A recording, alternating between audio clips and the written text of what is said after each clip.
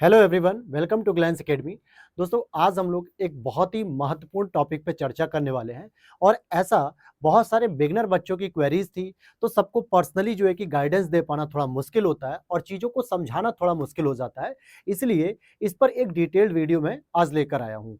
Topic क्या है? UPPCS mains 2025 और 26, साथ ही साथ लक्ष्य भेद नोट्स का प्रयोग कैसे करें।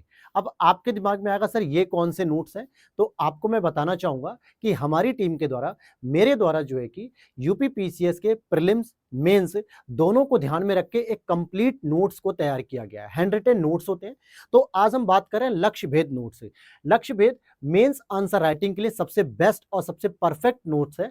तो इसको जब बहुत सारे बिगिनर बच्चों ने जब देखा डेमो के तौर पे कि सर हम इसका यूज कैसे करेंगे, या फिर स्पेशली जिन्होंने 2025 में पहली बार प्रीलिम्स में अपीयर हुए हैं, इस बार उनका प्रीलिम्स भी क्वालिफाई हो सकता है क्योंकि अच्छे खासे सेफ जोन में है।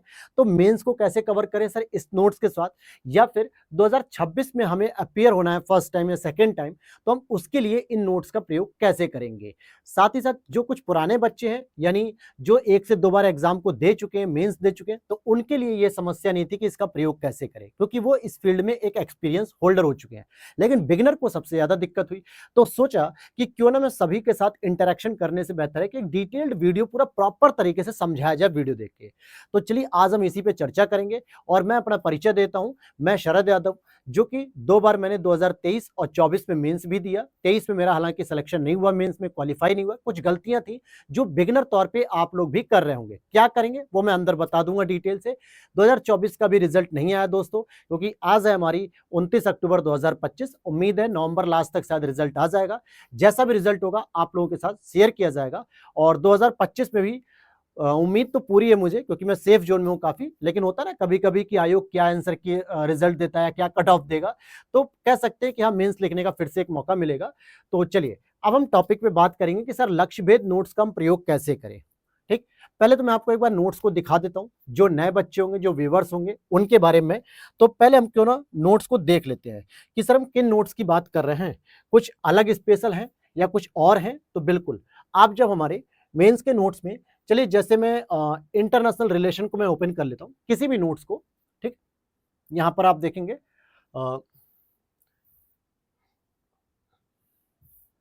कुछ इस तरीके से हम लोगों के नोट्स हैं, निशु मैम, शरद यादव सर। अब यहाँ पर आप देखेंगे कि पूरे टॉपिक को हम लोगों ने कवर किया है, कौन कौन से टॉपिक रहेंगे और किस तरीके से हैंड रिटन पैटर्न में इसको तैयार किया गया है। इस तरीके से कुछ फ्रेमिंग की गई है, जो पॉइंट आपको लिखने हैं और इसका यूज कैसे होगा। आज हमारा जो पूरा फोकस रहेगा, चर्चा वो इसी पर रहेगी। कौन कौन से मुद्दे हैं हम इनके बारे में बात करेंगे। चलिए दूसरे नोट्स की अगर हम और बढ़ते हैं, यूपी स्पेशल। सबसे ज्यादा जो बच्चों को डाउट है कि सर यूपी स्पेशल का थोड़ा सा बताइए कि कैसे हम इसका प्रयोग कर सकते हैं। तो इसको भी हम लोग देख लेते हैं। पहले एक मिनट रुकिएगा, ये क्या है भाई।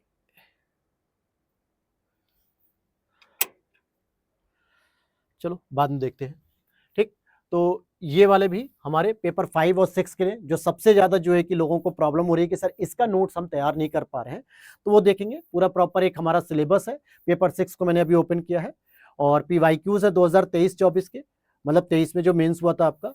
और इस तरीके से हमने इसकी भी पूरी फ्रेमिंग की हुई है। ठीक है, देखो 10-15 मिनट का वीडियो होगा, 20 मिनट का वीडियो होगा, लेकिन आप लाइफ के एक साल पूरे देते हो, तो एक वीडियो देख के आप पूरे एक साल की स्ट्रेटजी तैयार कर सकते हो कि क्या करना है क्या नहीं करना है। ये सारे पॉइंट आपको देखने को मिल रहे होंगे, ये सारी चीजें मैं आपको बताने वाला हूं। चलो ये हो गया आपके मेंस के लक्ष्य भेद नोट्स की श्रेणी। अब सर बात करते हैं कि जो बच्चों के पास डाउट आ रहे हैं कि सर हम लक्ष्य भेद नोट्स का प्रयोग कैसे करें, कि हमें बुक पढ़नी है कि नोट्स पढ़ना है। हम अगली स्लाइड को अगर देखेंगे, आप कोई भी पेपर को लेके अगर आप देखोगे, चाहे आप पेपर 1 में कोई भी सब्जेक्ट ले लो। चलो मैं कॉमन सब्जेक्ट लेता हूं हिस्ट्री। सबसे ज्यादा हिस्ट्री के लिए आप मॉडर्न हिस्ट्री के जो आंसर होते हैं, क्वेश्चन आंसर होते हैं, आप स्पेक्ट्रम को फॉलो करते हैं। तो मैंने एक डायग्राम बना दिया कि चलो आपने कोई एक पुस्तक पढ़ी होगी। जैसे एग्जाम्पल के तौर पे मैं यहाँ पे पेपर 5-6 की जो बुक है, राकेश सारस्वत जी की जो पुस्तक है, ठीक है, 4th एडिशन लेटेस्ट है। ठीक, अब यहाँ पे क्या है, आप जब इस पूरी किताब को पढ़ते हो, पूरी कहानी को पढ़ोगे, एक एक पॉइंट को आप पूरा डिस्कस करोगे। ठीक, एवरी चीज को, किसी भी बुक की बात करूं मैं, इसी तरीके से लिखी होती सारी बुकें। ठीक है सर, हमने एक टॉपिक लिया और हमने उस टॉपिक को पूरा डिटेल से पढ़ लिया, चाहे वो पेपर 2 का हो, पेपर 3 का हो, पेपर 4, 5, 6, कोई सा भी पेपर हो। ठीक, अब बात क्या आती है कि सर मेंस एग्जाम हॉल में जो कॉपी होती है उसमें हम इस चीज को कैसे कन्वर्ट करेंगे। जैसे अगर मैं आपको कहूं, एक क्वेश्चन लेते हैं हम लोग, चलो पहले सबसे पहले हम लोग एक क्वेश्चन को भी देखते हैं कि सर पीवाईक्यूज जो आते हैं वो किस तरीके से रहेंगे, उसके हिसाब से ये देखेंगे आप। अगर 2024 का जो अभी हम लोगों ने मेंस दिया उसके ये पीवाईक्यूज हो गए एक तरीके से। अब क्वेश्चन हम कोई भी उठा लेते हैं, फॉर एग्जांपल उत्तर प्रदेश राज्य की संचित निधि और आकस्मिक निधि के बीच में अंतर स्पष्ट करो। आपने किताब पढ़ी, कोई से भी लक्ष्मीकांत चलो पढ़ते हो ना, सबसे ज्यादा लक्ष्मीकांत को उठाया और उसमें आपने पढ़ा 5-6 लाइनें उसमें पढ़ ली, संचित निधि में 5-6 लाइनें जो है कि आकस्मिक निधि में कुछ आर्टिकल वगैरह प्रोविजन सारी चीजें पढ़ ली, ठीक। या फिर उत्तर प्रदेश में कुशल कानून व्यवस्था सुनिश्चित करने में कौन कौन सी चुनौतियां, आप बहुत सारी चुनौतियां जान रहे हो, बहुत सारी चीजें आपके माइंड में बैठी हुई हैं। अभी ध्यान देना, बहुत सारी चीजें आपने किताबों से पढ़ ली, न्यूज़पेपर से पढ़ा, आर्टिकल से पढ़ा, कोचिंग नोट से पढ़ा, ऑनलाइन पढ़ा, वेबसाइट पे पढ़ा, बहुत सारी चीजें पढ़ ली। फॉर एग्जाम्पल जल परिवहन और पर्यटन को बढ़ावा देने के लिए अंतर्देशीय जलमार्ग प्राधिकरण की भूमिका पर चर्चा की। ये एक डायरेक्ट प्रश्न हो गया, संगठन ओरिएंटेड हो गया। फिर उत्तर प्रदेश में लोगों के बेहतर जीवन स्तर के लिए स्मार्ट सिटी की भूमिका बताइए। तो आपने स्मार्ट सिटी को बहुत सारे आर्टिकल्स में, एडिटोरियल्स में, पीआईबी पे, गवर्नमेंट वेबसाइट पे, तमाम जगह आपने पढ़ा होगा, कोई बात नहीं, ठीक। भारत उत्तर प्रदेश की वास्तुकला की मुख्य विशेषताएं क्या है, प्रमुख तत्वों और शैलियों पर वर्णन करें। क्वेश्चन की भाषा समझ में आ रही है कि वो छोटे छोटे पॉइंट में तोड़ के प्रश्न को पूछ रहा है। अगर मैं इसी प्रश्न की बात करूं तो उसमें मुख्य विशेषता भी पूछ रहा है, इनके कुछ तत्व भी पूछ रहा है और इनकी शैलियों के बारे में भी 3 पॉइंट आपसे पूछे जा रहे हैं। आप इसी तरीके से कि प्राचीन उत्तर प्रदेश में नगरों के उदय के कारणों पर चर्चा करिए कि भाई ऐसे कौन से कारण थे जिनकी वजह से कुछ नगर जो उत्पन्न हुए, जैसे महाजनपद वाले कह सकते हो, हड़प्पा सभ्यता की कुछ सभ्यताएं को उत्तर वैदिक काल की कह सकते हो, या फिर पोस्ट मगध जो साम्राज्य विस्तार हुआ उसके बाद जितने भी नगरों का उदय हुआ, इनके बारे में पूछा जा रहा है। या फिर हम पेपर 6 की तरफ अगर चलते हैं, ये पेपर 6 है आपका 2024 का, निचली गंगा नहीं, ये शायद 23 वाला है मुझे लगता है। अगर हम इसमें चलते हैं 24 वाले में, ये 24 का है, एमएसएमई को बढ़ावा देने के लिए उत्तर प्रदेश सरकार की नीतियां क्या हैं, रामसर स्थलों को चिन्हित कीजिए, उनकी विशेषताएं लिखिए। ये सारी चीजें जो है कि पीवाईक्यूज हम लोगों ने तैयार किए हैं। तो अब यहां पे प्रश्न आता है कि सर हमने तो किताब पढ़ ली, बिल्कुल जी भाई, आपने तो किताब पढ़ ली भैया।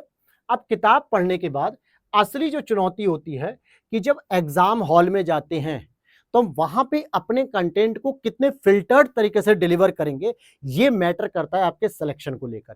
देखो, जितने बच्चे भी प्रीलिम्स पास कर रहे हैं, जितने बच्चे भी मेंस लिख रहे हैं, और जितने बच्चे प्रीलिम्स नहीं भी पास कर पाए बाय डिफॉल्ट, तो जिनकी अगर तैयारी प्रॉपर एक सही तरीके से उन्होंने पढ़ा, सही डायरेक्शन में पढ़ा, सही बुक्स और रिसोर्सेज को फॉलो करके पढ़ा है, तो वो कहीं ना कहीं आपके साथ उतनी ही नॉलेज रखते हैं जितना मेंस लिखने वाले बच्चे के साथ होती है। बस फर्क क्या होता है कि चलो उनकी किसी वजह से, किसी मिस्टेक से प्रीलिम्स नहीं हुआ, तो इसका मतलब ये नहीं कि उनके पास योग्यता कम है, या फिर जो बच्चे मेंस लिख रहे हैं और जिनके सिलेक्शन नहीं होते हैं, तो ऐसा बिल्कुल नहीं है कि उनके पास नॉलेज नहीं है। बात ये होती है कि यार किताबें तो सबने पढ़ी हैं, सेम उसी पैटर्न को, चाहे एनसीईआरटी पढ़ रहे हो, चाहे लक्ष्मीकांत पढ़ रहे हो, राकेश सारस्वत पढ़ रहे हो, स्पेक्ट्रम पढ़ रहे हो, माजिद हुसैन पढ़ रहे हो, महेश बणवाल पढ़ रहे हो, कोई भी बुक पढ़ते हो, लेकिन उसको भाई एग्जाम हॉल में आप कैसे कन्वर्ट करोगे, ये मैटर करेगा। आप कहोगे सर टॉपिक था लक्ष्य भेद, नोट्स का प्रयोग कैसे करें, और आप पता नहीं क्या बता रहे हो। ये बैकग्राउंड अगर आप नहीं समझोगे ना, तो शायद आपको दिक्कत हो सकती है चीजों को समझने में। अब भैया पहले तो समझो एग्जाम हॉल की कॉपी कैसी होती है, हालांकि सभी के पास होगी। एग्जाम में कैसे कॉपी होती है, मार्केट में यूपीएससी आंसर राइटिंग वाली कॉपियां जो होती है ना, स्पायरल, आजकल तो वही चल रही हैं। अगर आप लखनऊ में देखो, इलाहाबाद, बनारस, दिल्ली, जो बड़े बड़े शहर हैं जहां पे तैयारी की जाती है, लेकिन गांव तक भी अब ऐसी कॉपी के चलन आ चुके हैं। एग्जाम में क्या होता है, एग्जाम हॉल में आपको 8 मार्क्स का एक क्वेश्चन होता है जिसको 125 शब्दों में लिखना होता है। मेरी बात पे ध्यान देना फिर से मेरे भाई, बहुत इंपॉर्टेंट चीज है, यहीं से समझ में आएगी। 125 शब्द में लिखने सर। एग्जामिनर क्या करता है, जो पेपर आता है वहां पे 2 से 3 लाइनों में जो भी क्वेश्चन होगा, 1 लाइन 2 लाइन का जो भी, इसके बाद आपके पास ये पूरी जगह बची हुई है, ये पूरी जगह बची हुई है, इतने में ही आपको 125 शब्दों में 8 नंबर का एक क्वेश्चन प्रेजेंट करना है। इसके आगे दूसरा पेज जो आएगा उसमें एक अलग क्वेश्चन आ जाएगा। यानी 125 नंबर के लिए आपको एग्जामिनर ने कितना जगह दिया, बस इतना ही मार्जिन दिया है। ठीक है सर, इतना मार्जिन दिया तो हम ले लेते हैं, इसको लिखते हैं। अब यहां पर देखो, अगर एक सही एस्पिरेंट होगे, सही तैयारी करने वाले होगे, सही नोट्स के साथ कर रहे होगे, तो जाहिर सी बात है आप यहाँ पे इंट्रोडक्शन लिखोगे कुछ ना कुछ। 8 नंबर का है तो मान के चलो कि 2 से 3 लाइन आपने इंट्रोडक्शन लिख दिया।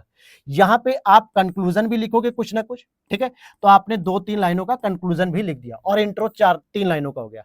अब आपके पास जो एरिया बच रहा है वो एक ये एरिया बचता है और एक ये एरिया बचता है, जहां पे आप फ्लो चार्ट का भी प्रयोग करोगे, डायग्राम का भी प्रयोग करोगे, जरूरत पड़ने पे मैप का भी प्रयोग करोगे और जरूरत पड़ने पे पॉइंट भी लिखोगे। अब मेरे भाई एक प्रश्न है, चलो मान लेते हैं अगर हम इस प्रश्न की बात करते हैं, अभी हम पीवाईक्यूज देख रहे थे ना, उत्तर प्रदेश में चलो कृषि के व्यवसायीकरण के क्या लाभ हैं, या फिर अंगूर की खेती बढ़ावा देने के लिए कौन सी चुनौतियां हैं, आर्थिक विकास में किस प्रकार सहायक हो सकती है, या फिर और भी अगर हम बात करें विज्ञान प्रौद्योगिकी में नवाचार को बढ़ावा देने के लिए उत्तर प्रदेश सरकार की क्या क्या नीतियां हैं, या फिर डिजिटल इंडिया राष्ट्रीय मिशन में उत्तर प्रदेश सरकार की भागीदारी क्या है, या उत्तर प्रदेश का $1 ट्रिलियन की अर्थव्यवस्था बनने के लिए मुख्य वैज्ञानिक चुनौतियां क्या है। अब आपने सर किताब में तो पढ़ लिया कि सर हमने पूरा किताब में डिटेल से पढ़ा है, तो मेरे भाई ईमानदारी से बताओ क्या वो पढ़ी हुई चीजें जो आपने इतनी बड़ी बड़ी कहानी के तौर पे पढ़ी होंगी, जो इतनी बड़ी बड़ी कहानी के तौर पे पढ़ी, पूरा का पूरा एक पैराग्राफ, क्योंकि किसी भी किताब में आधे लाइन में तो नहीं लिखा होता है, आधे पेज में नहीं लिखा होता टॉपिक, आप पूरी कहानी पढ़ते हुए जा रहे हो, कोई भी चीज को लेके किसी भी पेपर की मैं बात करूं, पूरी कहानी पढ़ रहे हो, तो क्या वो पूरी कहानी इसमें प्रेजेंट कर पाओगे? नहीं कर पाओगे ना, क्योंकि शब्द कम लगेंगे, कॉन्फिडेंस नहीं आएगा कि सर मेरा आंसर तो लिख दिया लेकिन जितना मैं जानता था ना वो प्रेजेंट नहीं कर पाया। उस वजह से ऐसा भी हो सकता है कि जो सही में क्वेश्चन की डिमांड है वो चीज न लिख के आप बल्कि कहानी लिख के चले आए। एग्जामिनर 8 में से 2 नंबर 1 नंबर भी दे दे, बड़ी बात है, 0 भी कर सकता है।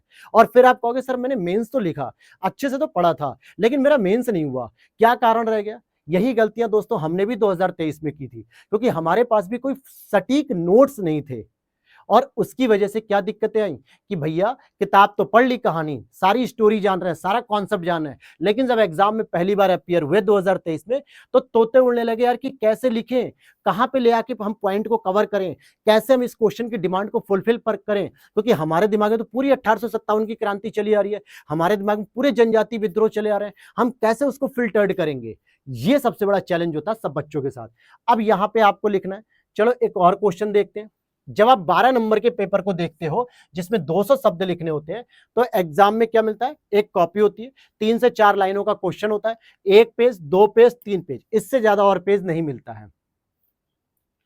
1 पेज 2 पेज का मतलब क्या हो गया? यहां पे मान लो क्वेश्चन लिखा तो 1 पेज ये हो गया, एक इसके पीछे का 2 और एक ये 3, इस तरीके से 3 पेज दिए होते हैं।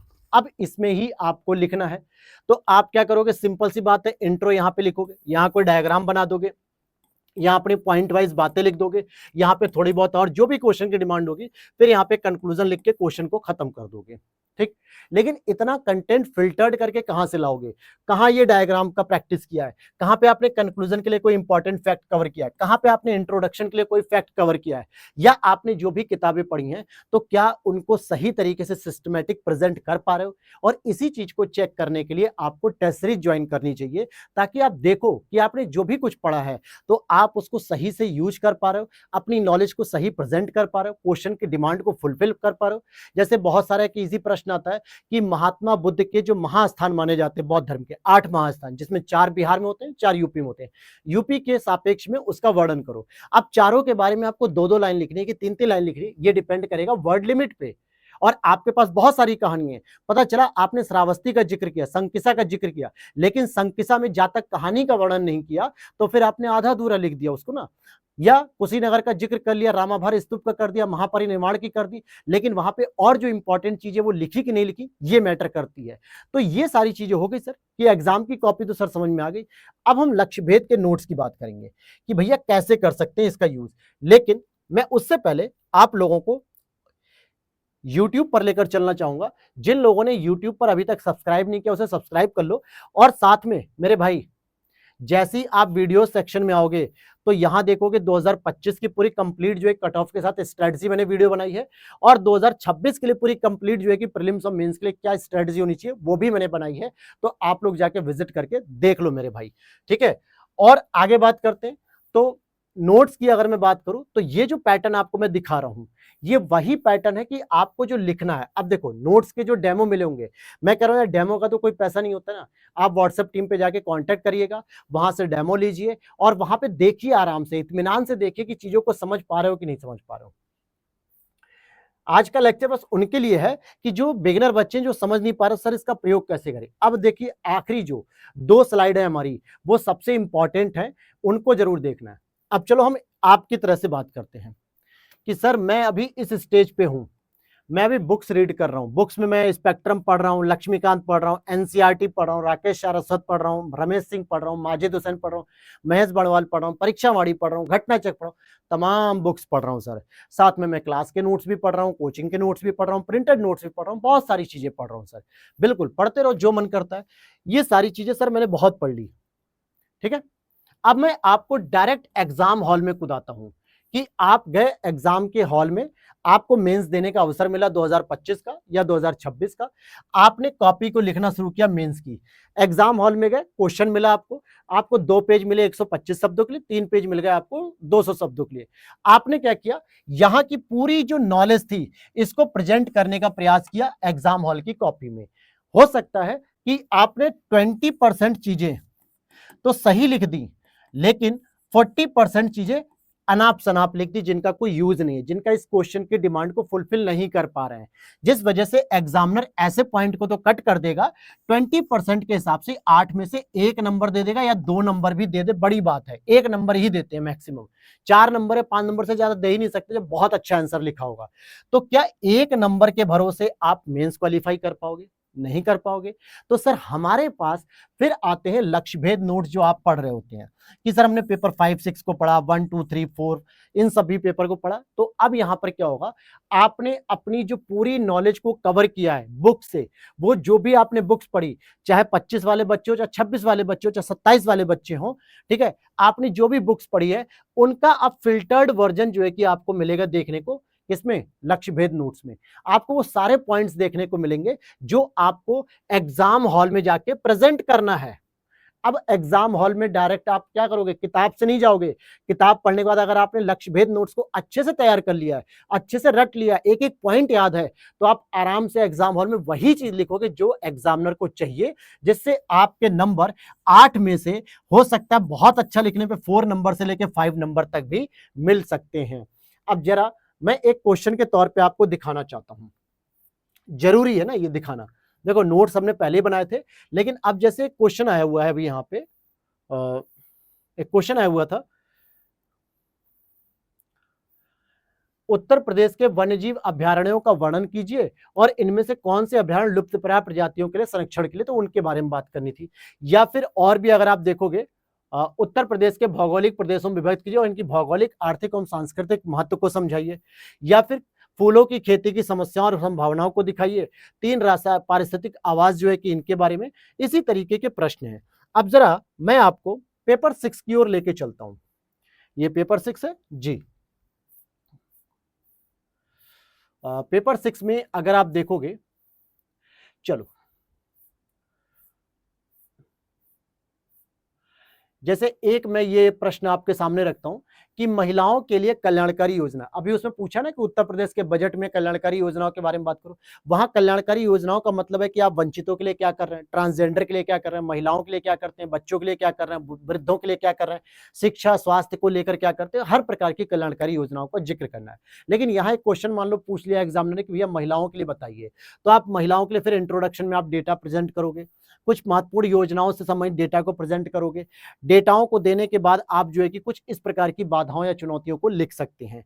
इसी तरीके से कोई और प्रश्न जो मैं आपको दिखाना चाहता हूं, जो शायद दिख जाए तो ठीक है। जैसे यहां पर देखिए एक ही प्रश्न है सिंचाई के बारे में। चलो जैसे उत्तर प्रदेश में कुछ प्रमुख सिंचाई परियोजनाओं के नाम लिखिए और उनसे संबंधित एक चुनौतियों पर चर्चा कीजिए, ऐसा प्रश्न आ गया। तो आपने क्या बताया, नहर परियोजना, बहुउद्देशीय परियोजना, ठीक है। आपने मल्टीपर्पस में क्या होता है, जिसमें समानांतर सिंचाई भी कर सके, पुनर्भरण भी कर सके, जलों का संरक्षण करके बिजली भी उत्पादन कर सके, ये मल्टीपर्पस होती है। और जो नहर सिंचाई होती है वो सामान्यतः खेती के लिए होती है, सिंचाई करने के लिए, कृषि के लिए। तो इस तरीके से हमने कुछ एग्जाम्पल्स दे दिए, जो क्या है, केवल दो दो लाइन एक एक वर्ड्स के नाम पे हैं।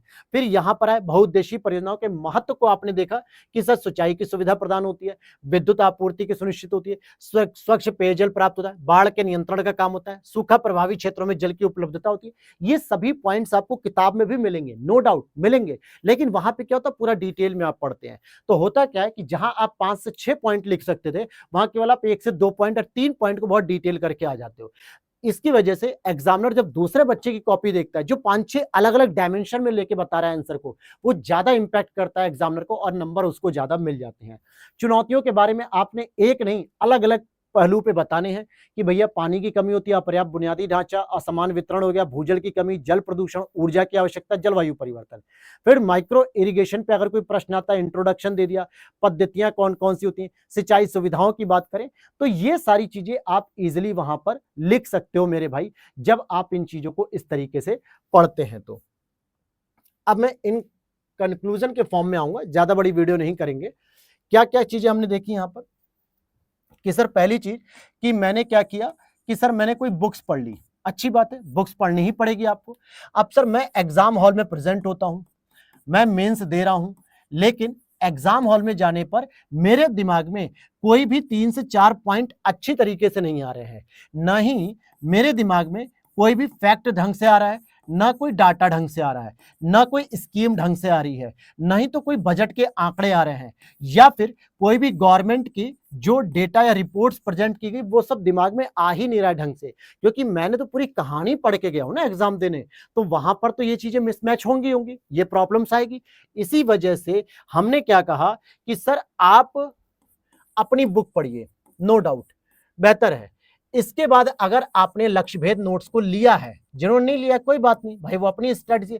अगर लक्ष्य भेद नोट्स लिया है तो बुक पढ़ने के बाद जब आप लक्ष्य भेद नोट्स को बेहतर तरीके से पढ़ते हो, तब आप एग्जाम हॉल में जब लिखने जाते हो तो आपको एक बेहतर रिवॉर्ड्स मिलता है। और ये मेरे ही शब्द नहीं है, रैंक 1 आरओ परीक्षा के जो है कि और भी जो सेलेक्टेड लोग हैं जो इंटरव्यू रिटर्न होके आए हैं, कई सारे ऐसे एस्पिरेंट हैं और साथ ही साथ कुछ टीचर जो दिल्ली के प्रतिष्ठित टीचर हैं, उनके ये फीडबैक्स है कि हाँ ये नोट्स वाकई बहुत अच्छी तरीके से तैयार किए गए, और क्योंकि इनमें एक सोर्स को नहीं मल्टीपल सोर्सेस को फॉलो किया गया, और ये वही सोर्स है मेरे भाई जो मार्केट में आपके पास भी इजीली अवेलेबल है।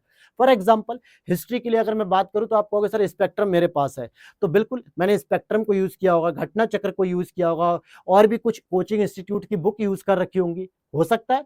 पेपर 5-6 को मैंने कैसे तैयार किया था इसकी मैंने वीडियो डिटेल्ड बनाई थी। आज ही एक बच्चे कमेंट है, बड़ा अच्छा लगा मुझे, उसने कहा सर आपने तो यूथ का पूरा कट पेस्ट कर दिया है। ठीक है, मैंने कहा अच्छी बात है यार, आप जैसे लोगों का तो हमें फीडबैक जरूरी है। फिर उसने कहा कि हाँ मैंने बुक पढ़ रखी है, यूथ का ही पूरा का पूरा है। भाई 90% अगर मुझे कट पेस्ट करना ही होता, जैसा उस बच्चे ने कहा कि 90% कट पेस्ट किया है, कितना अच्छी बात बोली है, तो मेरे भाई जो है कि इतनी कॉमन सेंस तो मेरे पास भी है, आपके पास भी है कि यार यूथ की पब्लिकेशन की जो बुक्स है वो लिखने वाले तो मेंस के ही बच्चे होते हैं, जो इंटरव्यू के वाले होते हैं। तो क्या इस तरीके का अगर हम काम करेंगे तो क्या आपको नहीं समझ में आएगा, या जो बड़े बड़े जो सेलेक्टेड लोग हैं, जो टॉपर्स लोग हैं, जो टीचर्स हैं, क्या वो इन चीजों को नहीं देख रहे हैं?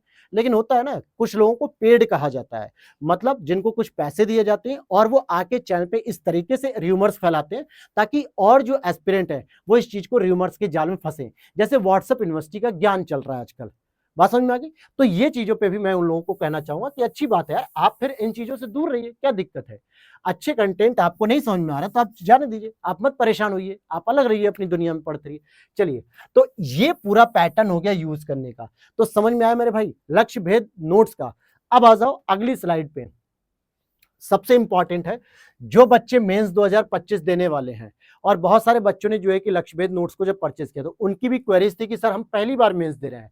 जो पुराने एस्पिरेंट है जिन्होंने एक दो बार प्रीलिम्स दिया, मेंस दिया है, उन्हें अनुभव है, उन्हें चीजें पता है कि कैसे प्रेजेंट करनी इस नोट्स की। लेकिन जो बच्चे बिगिनर है पहली बार, तो देखो आपके पास गांधी जी का नारा है, डू और डाई, करो या तो मरो। 3 से 4 महीने का समय होगा, नवंबर के लास्ट तक रिजल्ट आ जाएगा। वैसे तो उम्मीद है कि 20 नवंबर तक आ जाएगा, लेकिन नवंबर के लास्ट तक भी मैं मान के चला, और ये मान के चलो कि मार्च या अप्रैल में आपका मेंस का एग्जाम होगा। तो डू और डाई की सिचुएशन हो गई कि no more time for self making notes, यानी अब आपके पास समय नहीं है कि आप अपने सारे नोट्स बना सको। भाई जीएस पेपर 1 से लेकर 6 तक आओगे ना तो तोते उड़ जाएंगे, 2 दिन में भी सिलेबस पूरा खत्म नहीं हो पाएगा कि कितना बड़ा सिलेबस है। अगर आप सही से एक एक पॉइंट को याद करने लगे, चीजों को समझने लगे, फिर अभी हिंदी और ऐसे तो मैंने दूर रखा है, तो आपके पास कोई अब समय नहीं है कि आप खुद के नोट्स बना पाओ। आपके पास दो ऑप्शन है, या तो किसी कोचिंग इंस्टीट्यूट के पास जाओ, या फिर कोई टेस्ट सीरीज ज्वाइन करो, या फिर कोई बुक पढ़ो, या फिर कोई अच्छे नोट्स आपको मिल रहे हो तो आप उसे फॉलो कर सकते हो। खुद के नोट्स बना सकते हो तो बहुत अच्छी बात है, लेकिन शायद मैं अपने एक्सपीरियंस से कहूं कि अब आपके पास टाइम नहीं है। अगर आप उसमें उलझोगे तो जाहिर सी बात है समय बहुत गंवा दोगे। 2026 वाले जो बच्चे, उनके लिए सबसे पहली सलाह रहेगी मेरे भाई, आपके पास अच्छा खासा समय अभी भी, बेस्ट ऑप्शन है कि सेल्फ मेड नोट्स होनी चाहिए। देखो, अपने बनाए हुए नोट्स की कोई तोड़ नहीं होती है, क्योंकि वो आपने कीवर्ड्स यूज किए, वो आपने कोडिंग डिकोडिंग किए उसमें कि भाई एक पेज पे हमने क्या लिखा है वो हमें ही पता है। फॉर एग्जांपल डॉक्टर्स को देखो, डॉक्टर के पास जब जाते हो तो प्रिस्क्रिप्शन में क्या लिखा है डॉक्टर ने, ये डॉक्टर ही जानता है या फिर स्टाफ जानता है उसका, पेशेंट या फिर अदर बाहरी लोग नहीं जानते हैं। तो उसी तरीके से जो आपके नोट्स बने होंगे ना, वो सबसे बेस्ट ऑप्शन होते हैं। दूसरा, एनी रेफरेंस बुक या नोट्स या टेस्ट सीरीज को आप फॉलो कर सकते हो, इसलिए कि सर नोट्स कैसे बनाने हैं। मैं खुद कह रहा हूं कि आपको कोई जरूरत नहीं है, आप डेमो ले लीजिए, अपने पास सेव रख लो, और आप देखो कि उसमें किस तरीके से नोट्स को बनाया जाता है, किस तरीके से डेटा और रिपोर्ट को कलेक्ट किया जाता है, कौन कौन से सरकारी वेबसाइट्स को खंगाला जाता है, वहां से उठा के आप अपने नोट्स खुद को तैयार करो, क्योंकि सबसे बेस्ट ऑप्शन तो ये है। और अभी आपके पास समय है, लेकिन अगर लगता है कि नहीं सर हम नहीं बना पा रहे हैं, तो आप रेफरेंस ले सकते हो किसी भी नोट्स का, किसी भी टेस्ट सीरीज का, किसी भी बुक्स का। अगर आपको जरूरत लगती है ग्लैंस एकेडमी के लक्ष्यभेद नोट्स, बिल्कुल आप लीजिए और वहां से आप इसके नोट्स को अपने तैयार कर लो। लेकिन 25 वालों के पास तो भैया डू और डाई की स्थिति आ गई है। तो मेरी बात समझ में आएगी कि लक्ष्यभेद नोट्स का प्रयोग कैसे कर सकते हैं। अब बात आएगी दिमाग में, सर ठीक है, हमें ये लक्ष्यभेद नोट्स कहां से मिलेंगे, कैसे मिलेंगे। देखो, मैं अपनी टीम का नंबर लिख देता हूं, 8527494636। इस नंबर पे आप केवल और केवल व्हाट्सएप जब मैसेज करेंगे तभी रिप्लाई मिल पाएगा भाई। अगर आप कॉल वगैरह करेंगे तो रिप्लाई नहीं मिल पाएगा। व्हाट्सएप मैसेज करो और यहां पर उन्हें मैसेज करना मेरी टीम को कि सर हमें मेंस की पीडीएफ चाहिए, ठीक है, या मेंस की पीडीएफ कह सकते हो, या फिर मेंस के नोट्स कह दो, जिस भी नाम से आपको समझ में आएगा। वो खुद ही आपसे कांटेक्ट कर लेंगे मैसेज के थ्रू कि क्या क्या चीजें आपको चाहिए। ध्यान देना कि हमारे ये सारे नोट्स केवल मेरे भाई अभी हिंदी मीडियम में ही उपलब्ध हैं, और साथ ही साथ ये सारे नोट्स की ओनली पीडीएफ मिलती है, कोई हमारे पास हार्ड कॉपी सेंड करने का ऑप्शन नहीं है, केवल पीडीएफ मिलती है, और ये हमारे ही ऑफिशियल प्लेटफॉर्म से मिलती है, बाकी कहीं से नहीं मिलती है। तो इस चक्कर मत रहिए कि कहीं और इजीली अवेलेबल हो जाए, नहीं। ठीक, तो ये बात समझ में आ गई। 8527594636। अब उन बच्चों की ये क्वेरीज क्लियर हो गई होगी कि जी हाँ सर, लक्ष्यभेद नोट्स का प्रयोग आप कैसे कर सकते हैं, कैसे उस डेटा को और इन चीजों को प्रेजेंट करना है एग्जाम हॉल की कॉपी में। तो वो मैंने आपको समझा दिया मेरे भाई कि आपके पास जब वहां एग्जाम हॉल में जाते हो तो वहां पे क्या होता है कि जब इस तरीके की चीजें आपको देखने को मिलती हैं, ठीक है, क्या मिलती है इस तरीके की चीजें, जैसे कि जब भी आप जाओगे सीधे एग्जाम हॉल में तो क्या करोगे, ये चीजें इंपॉर्टेंट हो जाती हैं। क्या कि आपने बुक पढ़ी, आप लक्ष्यभेद नोट्स को न पढ़ के, अपने नोट्स को भी न पढ़ के डायरेक्ट एग्जाम हॉल में जा रहे हैं तो शायद उतना बेहतर प्रेजेंट नहीं कर पाओगे। इसलिए अगर आपने इस नोट्स को लिया है तो इसको किस तरीके से यूज करना वो मैंने आपको इस पूरी वीडियो में समझा दिया है। उम्मीद करता हूं चीजें बहुत अच्छे से क्लियर हो गई होगी। फिर भी अगर कोई डाउट है तो वीडियो के कॉमेंट में जरूर बताइएगा, अपनी राय भी दीजिएगा। जो भी क्वेरीज होंगी मैं उनका सोल्यूशन वहीं कर दूंगा, वहीं पे आपको कॉमेंट के रिप्लाई भी देता हूं, आप उठा के वीडियो देख सकते हैं। लेकिन क्वेश्चन और क्वेरीज आपकी जेन्युइन होनी चाहिए। ये नहीं कि छोटी छोटी बातें पूछ रहा, जो कॉमन सेंस की बात है, जो इजीली आप खुद जानते होगे, इतने नासमझ नहीं हो, लेकिन जो जरूरी क्वेश्चन होंगे वो जरूर पूछेगा, तो मैं आपको रिप्लाई कर दूंगा। उम्मीद करता हूं सारी चीजें समझ में आ गई होंगी। बाकी नोट्स की डिटेल मैंने आपको बताई दिया, इस व्हाट्सएप नंबर पे आप मैसेज करना 8527594636, क्योंकि ये नोट्स अगर आप पढ़ते हो तो आपको नो डाउट, मैं ये नहीं कर रहा हूं कि बहुत सबसे मतलब हर कोचिंग से कंपैरिजन करें, लेकिन अपने आप में इतने बेहतरीन है कि आप लिखोगे तो आपको कॉन्फिडेंस आएगा कि हाँ सर, इससे हम आराम से मेंस क्वालिफाई होंगे। ठीक है, तो मिलते हैं नेक्स्ट वीडियो में। जय हिंद, जय भारत।